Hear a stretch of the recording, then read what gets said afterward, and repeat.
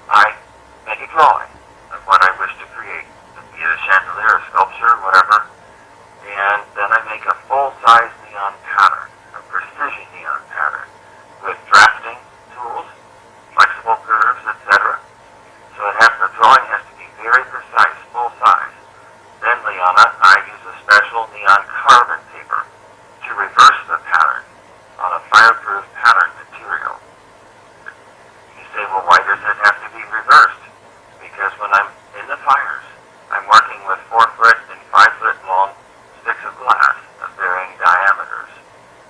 And I come up out of the flames, and I actually form the curvature in midair on the way to the pattern. And I just have a couple seconds, a second or two, to get the glass exactly the way I need it to be on top of the reversed pattern. So on top of that fireproof pattern, I have a special bronze glass blowing screen. So I set the hot molten glass down on that.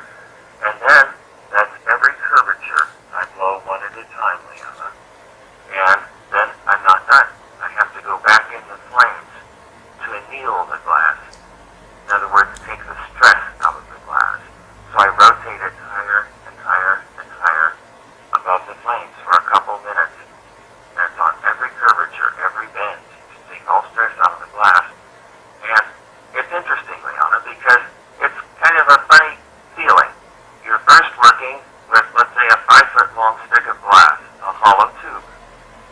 And with your left and right hands, you can't get near the fire because it's 2200 degrees.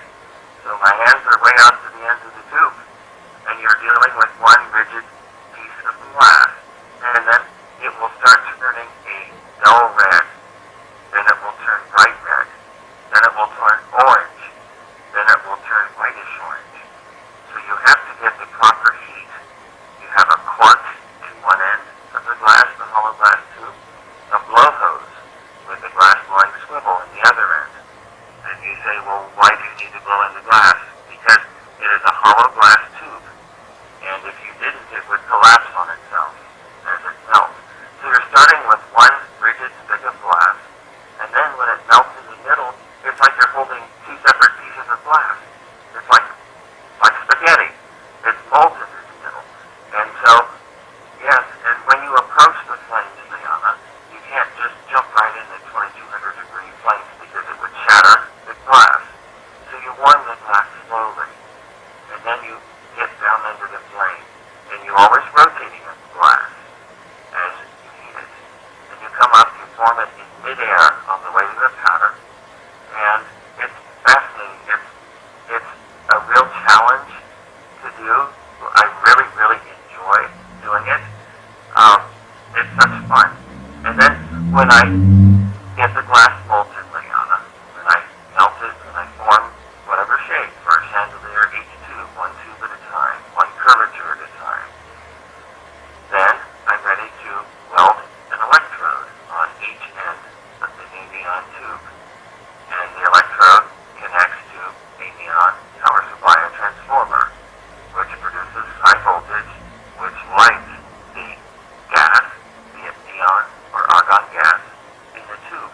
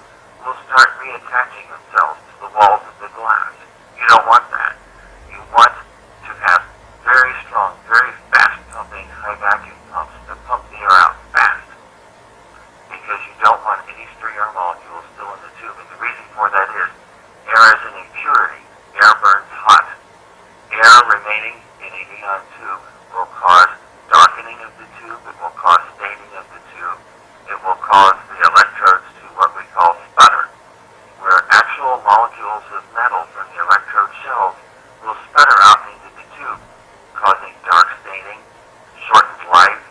When that happens, Liana, when an electrode, if you didn't process it correctly and get all the air out of the tube, sputtering electrodes will actually cause the gas pressure, the neon or argon gas in the final fill in the tube, to lower. As the gas pressure lowers, the current flowing through the tube increases because there is less electrical resistance in the tube. So as the current increases, then it burns even hotter. And so the cycle repeats itself, and the gas pressure keeps lowering until there is no longer enough gas in the tube to sustain an arc, to stay lit. And that's what causes neon to go out prematurely. When people don't use the fine equipment that I use, I have precision digital gauges for my fill gauge, Liana. When I'm putting gas in a tube, I use an Edwards high vacuum capacitance manometer that can measure down to 1/100 of 1 millimeter how much gas I'm putting in the tube. For the ultra high vacuum gauge, I use a digital variant Serrani gauge, and that will tell me exactly where I am on vacuum. What's the lowest that I've ever pumped a tube? Way lower than a tenth of a millimeter, tenth of a micron. Again, if we were at sea level, 760 millimeters of air pressure, 1 millimeter of air pressure equals 1,000 microns. So you can see when I go down to 1/10 of 1 micron, how low that is. That's ultra high vacuum. And so you say, well, what's the lowest, John, that you've ever pumped? 3/1000ths of 1 micron after about 45 minutes of pumping. So it's very important to be able to have high-speed vacuum pumps. I have an all stainless steel ultra high vacuum manifold. I'm watching the digital temperature gauge at all times the temperature of the tube during processing. I'm watching the current flowing through the tube from the large bombarding transformer. So it's very scientific. So, Liana, after I've helium rinsed, after I open the main valve and pull out all the helium, again lower it to less than 1/10 of 1 micron, an ultra high vacuum, then I'm ready to put in the final gas. So you use a filling chart. Neon gas for your warm colors, your red, your orange, your tangerine, warm colors. Argon gas for your cool colors, be it white, yellow, green, blue, purple, your cool colors. And you put the gas, the final gas, into the tube through the manifold. I have high pressure tanks of gas. I use the purest gases. Is another thing that's important for finding quality neon. I use 99.999% purity gases. So everything is pure. The colors are bright, brilliant, long life. And then, Liana, once I put the gas in the tube, I seal off the tube by using a hand torch. And people don't realize, Liana, that a finished tube is still under vacuum. So again, imagine if we were at sea level, the air we breathe would be equivalent to 760 millimeters of pressure. Okay? A finished neon tube, let's say a 10 millimeter diameter neon tube, I would put 13 millimeters of gas in it. So you see the air we breathe, if we were at sea level, 760 millimeters, versus, let's say, 13 millimeters, 15 millimeters, 10 millimeters. It varies depending on the diameter of the tube, the amount of gas you put in. But a finished tube is under vacuum, and it has an inert gas, be it argon, be it neon, in the finished tube. So I'm ready to seal off the tube, Liana, with a hand torch. And because the tube is still under vacuum, when I seal the small 6 millimeter glass pumping stem, where it attaches to my stainless steel high vacuum manifold, the glass draws in on itself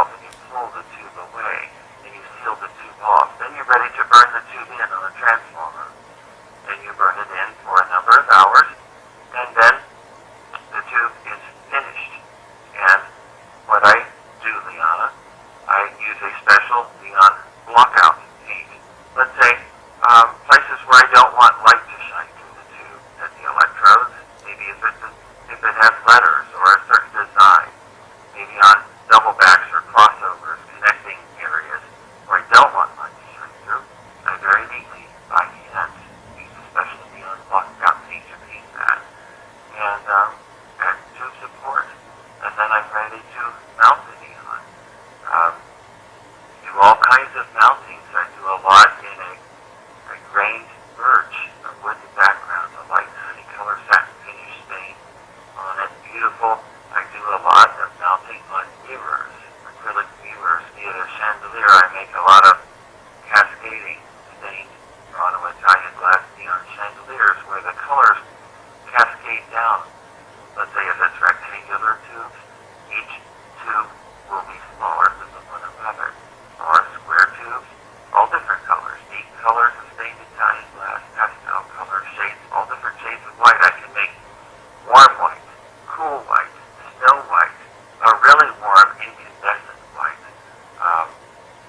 Anything you can imagine, I can make. But Liana, I enjoy the artwork, the drawing, precision drawing, making it patterns.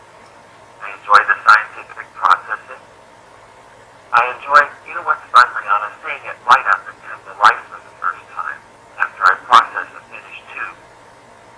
So it started as a small drawing on a piece of paper, an idea.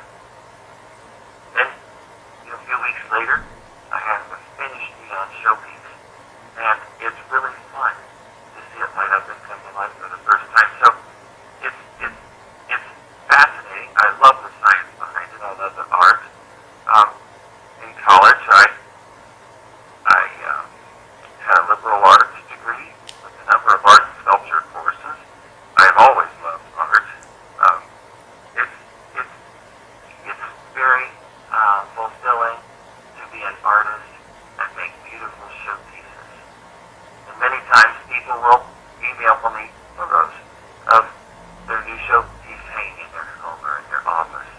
And I really enjoy it. I like to make people happy. And so that's kind of a background of how I got interested in neon from growing up in our new car dealership. And I always wanted to someday be able to do that. And I really, really enjoy it. Mr. Barton, how do people respond to your art and your designs? It looks slightly futuristic. Yes, I do a lot of really futuristic modern art. Liana, I enjoy mixing light with space, three-dimensional projects. Do a lot of geometric beyond sculptures, three-dimensional, with trapezoids and curvatures and triangles and all different shapes, with all different colors. So light interacting with space. Yes, for a lot of contemporary modern interiors, where they want something, Liana, that's different. They don't want to go in a large box store and buy a stock chandelier off the shelf, because that chandelier is mass-produced. You know, it's not a neon chandelier, but it's mass-produced, and they're for sale everywhere. People come to me who want something unique, something different for their home, something they will find nowhere else. And a lot of times, Liana, people will come to me and they will say, Mr. Barton, create something unique just for me that no one else will have. And I enjoy that.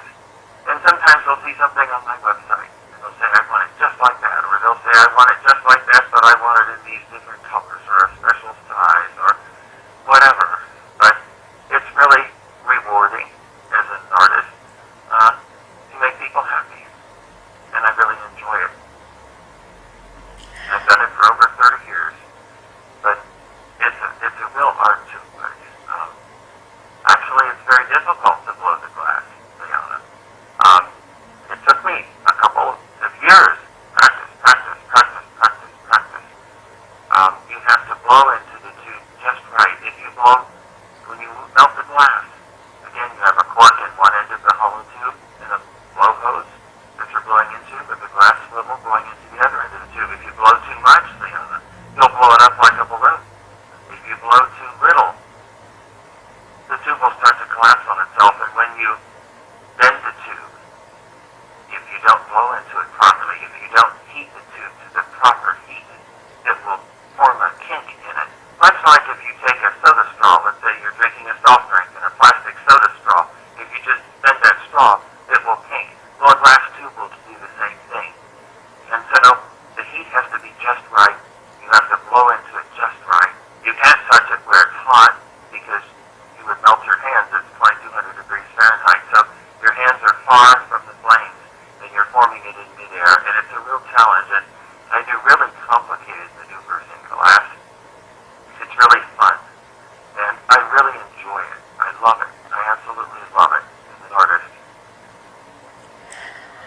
was wondering, how do you choose your font for the neon signs? I can do any style of lettering people wish. A lot of times people wish a beautiful script, and I can make the script because I'm the artist. I'm doing the drawing, the patterning. I can make the script any style they wish. I can make capital letters. A lot of times people will want capital letters with a slight rightward slant to it to make it look really deluxe, really streamlined and sleek. And I can make any style lettering they wish. Capital letters, lowercase letters, scripts, you name it. I can make it. It's fun. But I do a lot. I've done a lot of Packard, Studebaker, Fiat, Triumph, BMW, NSU, Citroën neon signs for people all over the world.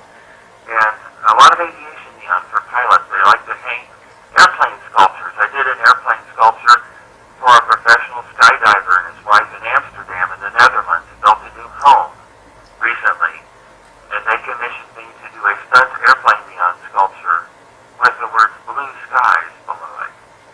And I said to him, what significance does that have? He said, well, right before we jump out of the plane at 12,000 feet, we salute each other and say blue skies for good luck. And then when we land on the ground, we salute each other again and say blue skies. So they were very nice people in Amsterdam, and they sent me a photo of this beautiful large stunt airplane neon sculpture doing a loop-de-loop in the sky. It was in 7 colors with a fluffy white neon cloud, the gold sun peeking over. It was beautiful, and so I enjoy making people happy, but I hear from people all over, and Liana, what makes it interesting, people always want something different, which makes it interesting. Each piece that I create is a one-off, a one-of-a-kind, and it's fun. Is there a community of neon artists? Well, I do know this. There are very few people making neon today. Very few. You used to have some of the larger sign companies, some of the large ones, used to have a neon plant in their facilities. They don't anymore. They might send the order to someplace far away who will blow the glass and process it and ship it back to them, and then they will give it back to the customer who ordered it from them. But there are fewer and fewer people doing it today. But I really enjoy that because I hear from people all over, everywhere, all 4 corners of the world, and it's fun to hear what it is they wish me to create for them. And it's really rewarding. How do you see the future of neon? Very bright future, in fact.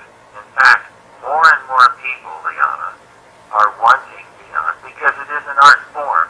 There is no other art form with such a fluid form of light as neon, because the range of colors that you can get is just all different colors of the rainbow.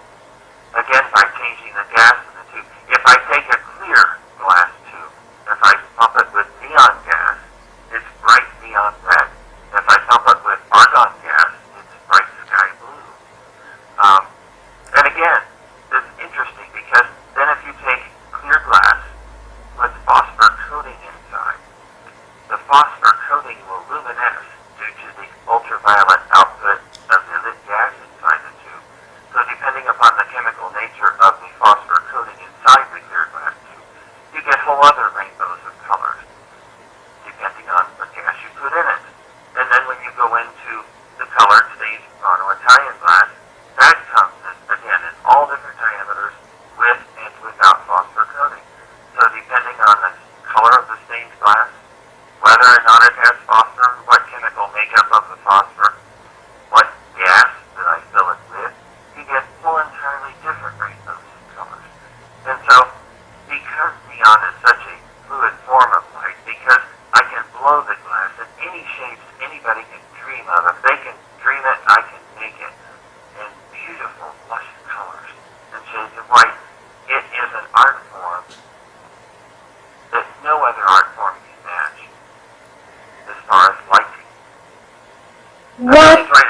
I've also done, Leon, I've made Christmas ornaments. I blow Christmas ornaments that don't light up, but I blow all different color, beautiful Christmas ornaments in stage mono Italian glass. And you take, let's say, a 15 millimeter, a large neon tube, and you'll heat a rather long length and blow into it. And you can blow it out and make beautiful, beautiful Christmas ornaments. It's fun. What is the lifespan of a neon piece of art? The fine quality that I make, and again, that comes down to the knowledge of the person making it. Has to know how to make fine quality neon. The quality of the electrodes. I don't use cheap junk. I use the finest electrodes, the purest gases that I fill it with, the finest glass, the finest power supplies, the finest wiring, the finest quality everything, even the mounting. I do it all personally, start to finish, sign each piece. But to answer your question, the pieces that I make for people literally will last their lifetime. Now, if a company made a piece, and let's say they did not have, which practically no one does, have the very, very fine scientific laboratory grade processing equipment that I use. If they use cheap gas, cheap electrodes, cheap power supplies, poor quality throughout, a neon sign can go anywhere from a couple days and burn out to a couple weeks and burn out to maybe a year and go out. It'll start flickering, the tube will start staining dark, it will burn out. That is poor quality neon.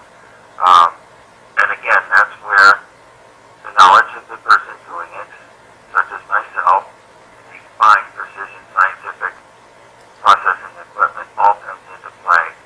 I make quality pieces. Gourmet over Paris, designer originals, which I sign each piece. So literally, Liana, to answer your question, the quality that I make, people will enjoy and be proud of for their entire lifetime. But again, poor quality will not hold up. Good quality, fine quality, with the finest quality complements will last your whole lifetime. What are the hazards of working with neon? Well, you just have to be very careful not to burn your hands when you're blowing the glass.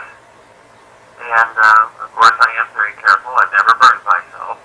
And, but it's very safe. The gases that are in the tube are inert gases, argon, neon, etc. And you know, Liana, another interesting thing, when I helium rinse a tube, as I mentioned earlier, after I process the tube and before I add the final gas, I put helium in the tube and light it for a couple of minutes.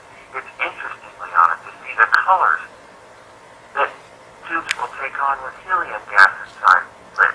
They'll take on beautiful, different colors that are different. I can't hardly describe it to you. Different shades of reds and greens and blues and yellows and really far out colors.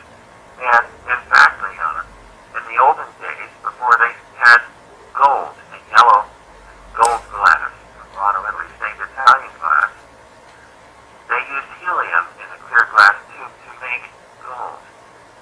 But it's a whitish gold. If you look at it in the night sky, it's not a yellow gold or a deep gold like stained Milano Italian glass. There are also, Liana, what's called double-coated glass, where inside a clear glass tube, they will have a pigment layer, be it yellow, be it whatever color. Inside of that pigment layer will be a phosphor layer called double-coated. So all different glasses, different gases inside, entire rainbows of exciting colors and shades of light. It's really the finest art form of light sculpture, combining light with space. And that's why I really enjoy it, because I can be creative and make spectacular pieces. Some things that I make are tabletop sculptures. I do a lot of floral designs, roses, tulips, etc. And I'll use a decorative bowl. And I will hide the small lightweight power supply down in the bowl. And the top of the bowl I'll put clear opalescent marbles to reflect the neon above. So sometimes people want a tabletop sculpture, maybe for their family room or their dining room or their home or their wall, an artwork, or a commercial neon sign, a window sign, or an outdoor neon sign. But I can literally make anything, or a chandelier hanging from the ceiling, any height they wish to suspend it down from the ceiling on 4 small decorative chandelier hanging chains or cables. But that's what's fun because Liana, everyone who comes to me always wants something different, which makes it exciting. How can people find you? The best way to reach me, Liana, is on my website, bartonneonmagic.com. B-A-R-T-O-N, my last name, I'm John Barton. B-A-R-T-O-N, neon, N-E-O-N, magic, M-A-G-I-C.com, bartonneonmagic.com. All of my contact information is on there. In Liana, they can scroll down to all different neon galleries and see a lot of my work. I have chandelier gallery, sculpture, art gallery, displays on there. I have automotive neon, aviation neon for pilots, commercial neon. Liana, if they like glass blowing, they can click on videos at the top of my homepage at bartonneonmagic.com. Scroll down, they can see 3 videos in which I'm hand blowing a modernistic neon sculpture in Nobile gold, cobalt blue, stained mono Italian glass. So if they like glass blowing, they can see that. If they click on From the Artist at the top of my homepage and scroll down, they can see me working in my studio, but they can read the fine scientific equipment that I use for processing and the fine quality, what it takes to make fine quality neon. The power supplies that I use, Liana, are very lightweight, very energy efficient. So they can have a beautiful piece of artwork in their home or in their office, indoors, outdoors, tabletop sculpture, whatever they wish. And really, literally, if they can dream it, I can make it. And as an artist, I really enjoy that. Because again, I like to make people happy. People will, Liana, some of my finest compliments come from people's friends who, when visiting, say, "Where in the world did you get that? It's spectacular." And so that makes me happy as an artist, to make other people happy. Thank you so much, Mr. Barton.